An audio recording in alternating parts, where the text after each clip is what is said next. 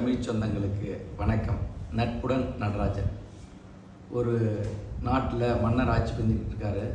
அந்த நாட்டில் யார் தப்பு செஞ்சாலும் அவங்களுக்கு மரண தண்டனை கொடுக்குறாரு. இப்போ மரண தண்டனை எதன் மூலியமானா, ஒரு 10 நாய் வளர்க்குறாரு, வேட்டை நாய் மாதிரி. அதில் தூக்கி போட்டுருவாங்க, அந்த நாய் கொண்டுடும். அப்படி போயிட்டு இருக்கிறப்ப அந்த மன்னர் கூடவே இருந்த ஒருத்தர் ஒரு தப்பு செஞ்சிடறாரு. அந்த தவறுக்காக அவருக்கு தண்டனை, அதே மரண தண்டனை நிறைவேற்றப்படுது. அப்போ அந்த மன்னர்கிட்ட அந்த ஆள் கேட்குறாரு, நான் இவ்வளோ நாள் உங்கள்கிட்ட இருந்திருக்கேன், ஒரு 10 நாள் எனக்கு அவகாசம் கொடுங்க, இந்த தவறுக்கு திரும்பி நீங்கள் அந்த தண்டனை நிறைவேற்றிடுங்க, ஆனால் 10 நாள் மட்டும் அவகாசம் கொடுங்கன்னு கேட்குறாரு. சரின்னு மன்னர் சொல்லிடுறாரு. அந்த 10 நாள் நான் அரண்மனைக்குள்ளேயே நான் சில வேலைகளை செஞ்சிட்ருக்கேன், அதுக்கு அனுமதி கொடுங்கன்றாரு. சரின்னு சொல்லிடுறாரு. உடனே ஒரு அடுத்த நாள் அந்த நாய் பண்ணை இருக்கு இல்லையா, அதுக்கு தீனி போடுற ஒரு ஆள் வேலை செய்வான். அவங்ககிட்ட போயிட்டு, இன்னையிலேருந்து 10 நாள் இந்த நாய் பராமரிக்கிற வேலையை நான் பார்த்துக்கிறேன் அப்படின்னு சொல்கிறான். மன்னர் சொன்னதுனால அவரும் விட்டுடுறாரு. அந்த 10 நாள் அந்த நாய்களை குளிப்பாட்டுறது, நாய்களுக்கு தீனி போடுறது, இந்த எல்லா வேலையும் அவன் பார்த்துக்கிட்டே இருக்கான்.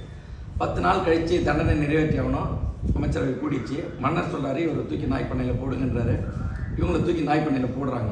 பட் நாய் எதுவுமே கடிக்காமல் இவங்க பக்கத்தில் வந்து வாலாட்டிகிட்டு இருக்கு. மன்னருக்கு ஒரே ஆச்சரியம், ஏன் என்ன ஆச்சுன்னு கேட்குறாரு. அப்போ இந்த தண்டனை கொடுக்கப்பட்ட ஆள் வந்து சொல்கிறாரு, மன்னரே, 10 நாள் தான் நான் அவங்களை கவனிச்சுக்கிட்டேன், அவங்களுக்கு இருக்கிற நன்றி என்னை கொள்ளலை, அதனால் நான் உங்கள்கிட்ட சின்ன வயசுலேருந்து வேலை செஞ்சிட்ருக்கேன், ஒரு சின்ன தப்பு தான் செஞ்சுட்டேன், அது என்னான்னு பார்த்து கன்சிடர் பண்ணுங்க, அதுக்காக மரண தண்டனை கொடுக்க வேண்டாம்னா அப்படின்னு அவர் சொல்கிறார். உடனே மன்னர் வந்து மனம் மாறிடுறாரு. அதுக்கப்புறம் அந்த தண்டனையே வந்து எல்லாருக்கிட்டையும் வந்து விசாரணை பண்ணிவிட்டு தேவைப்படும் பட்சத்தில் கொடுக்கலான்னு சொல்கிறாரு. இந்த கதை எதுக்கு சொல்கிறேன்னா, உங்களுடைய உறவுகள் இல்லை நண்பர்கள் நிறைய பேர் இருப்பாங்க.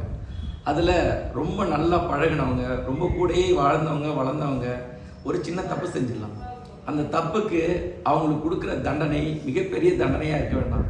சில நேரத்தில் அதை மன்னிக்கக்கூடிய தண்டனையாக இருந்தால் அதை மன்னிச்சுட்டு உடனடியாக நீங்கள் அவங்கள ஏற்றுக்கணும்.